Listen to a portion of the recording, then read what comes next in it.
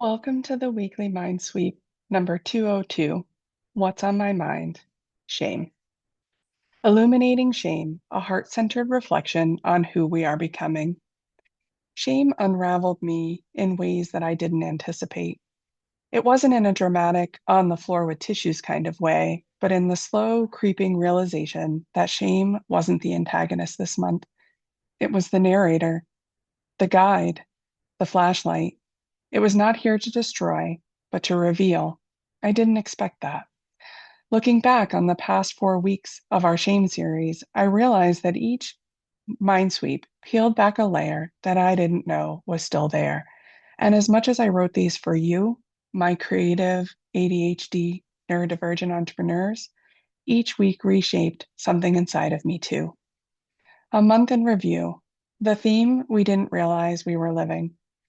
As I reread the last 4 weeks, I could see how each one on its was its own chapter and how they layered together to build a deeper understanding of shame. We started with the armor we wear in week 198, the unmasking, the polished competence, the curated ease, the performance of having it together. Masking was never about deceit. It was about protection. It's a nervous system strategy and a survival tactic disguised as professionalism. We name the cost of wearing that mask a slow erosion of self worth, dressed as expectation, perfectionism, and the need to prove ourselves.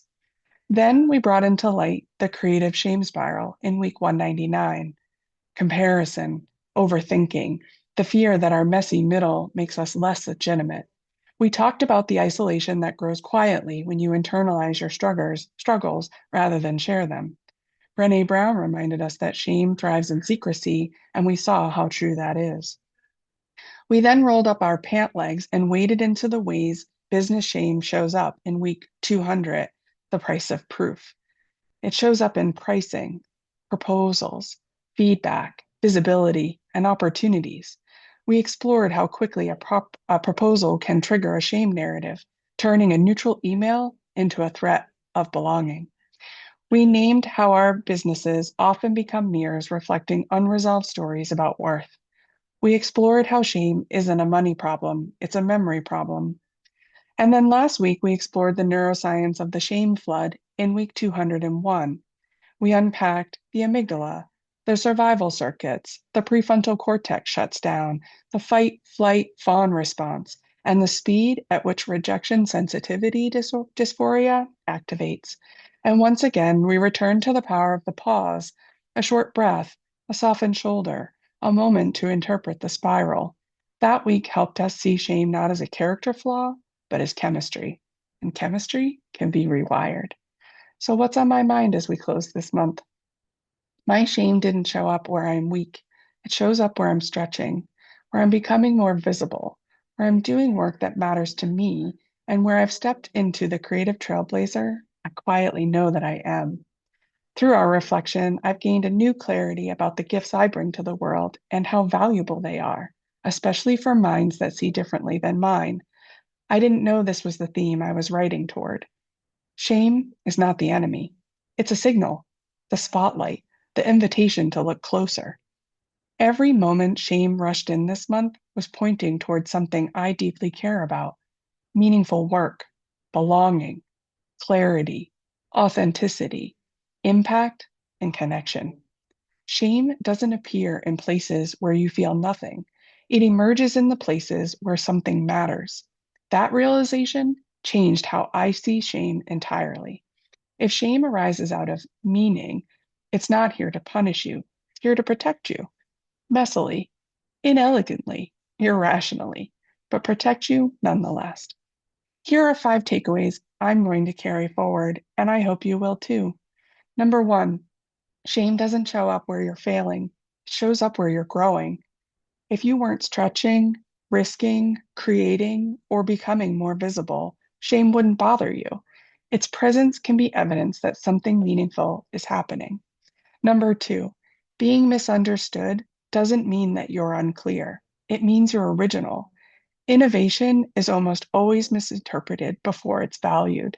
You're creating things that do not exist. Your work isn't meant to be instantly recognized, it's meant to be lived into. Number three, your nervous system reacts fast. You get to respond slowly. A single breath can reconnect you to your prefrontal cortex. That pause is leadership. That pause is power. Number four, you can't outrun shame, but you can out awareness it.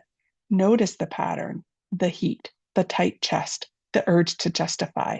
That shortens the spiral every time. And number five, self trust isn't built when shame disappears, it's built when you stay anyway. Confidence isn't the absence of discomfort, it's the practice of holding steady inside it. The moment you open the email, you hold your rate, you speak your work out loud, you or let yourself be seen, you build self-trust brick by brick. And that kind of trust is unshakable.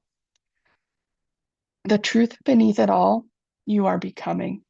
Here's what I know about you, not in theory, but from sitting with creative ADHD neurodivergent entrepreneurs over the years.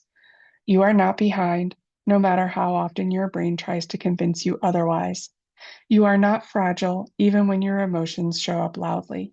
You are not too much, even when your ideas feel bigger than the room. And you are certainly not misunderstood by accident. The very wiring that makes you feel out of step with the world is often the same wiring that makes your work extraordinary. You are becoming, not all at once, not in a straight line, and not in some dramatic moment of reinvention, but slowly, steadily, through the way you meet yourself in the small, uncomfortable moments.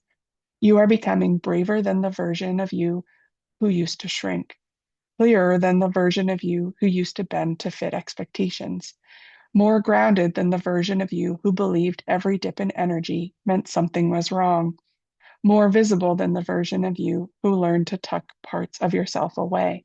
You are becoming more you. Shame didn't interrupt that becoming this month, it revealed it. It illuminated the places where something inside of you still aches for belonging, where being understood matters more than you want to admit, where you're ready to be seen without softening the edges of who you are. That awareness isn't a setback, it's an invitation, a quiet but clear opening to step into deeper self trust. As we close this series, what's on my mind feels simple, steady, and universal. Shame wants connection, safety, and belonging. And the truth is, so do you. That longing isn't weakness, it's human. It's the heartbeat behind creativity. It is the oxygen of entrepreneurship. You don't have to prove your worth to keep your place. You don't have to earn legitimacy through pieces of paper, perfection, or polish. You don't have to shrink to be understood. You don't have to outrun shame to build a life or business you are proud of. Your work matters because it moves people. Your voice matters because it shifts conversations. And your nonlinear, intuitive, inside out way of thinking will become part of someone else's story about how they finally felt seen. Here's to noticing the pattern instead of fearing them and naming what hurts so healing can begin. Here's to gently rewiring the stories your brain picked up along the way and becoming the version of you who trusts your voice, your pacing, and your wiring. And here's to doing it all in community, because shame loses its grip the moment we stop carrying it alone. My two questions for you this week: what would belonging feel like in your business? And what's one place this month where shame revealed a part that is ready to grow? I'd love for you to reply and share with me. Are you ready to work with me? If this month stirred something awake in you, a truth, a tenderness, a knowing that you're finally ready to honor, you don't have to navigate it alone. This is the heart of my work, helping creative, intuitive, neurodivergent entrepreneurs untangle the mental clutter that's been running the show and support them to build a business that actually works with their brain. If you're ready to understand your patterns, reclaim your energy, and build from a place of clarity instead of shame, let's do this together. Join me for a MindSweep mapping session. In just one conversation, we can map out the way your brain processes ideas, emotions, and decisions and turns that map into a customized plan that you can actually follow. If you're feeling stuck, swirling, hiding, or trying to fix yourself into something that you're not, this is your moment to come home to how you work. Your brain, your business, mapped. If you'd like to learn more, you can book a free MindSweep chat, or if you already know where you're ready to build something powerful and sustainable and true to you, you can book a free consultation to explore how I can support you in your business and your brain as a strategist, creative partner, and thought partner who actually gets how you're wired. All of this is available at my website at chickbookcreative.com.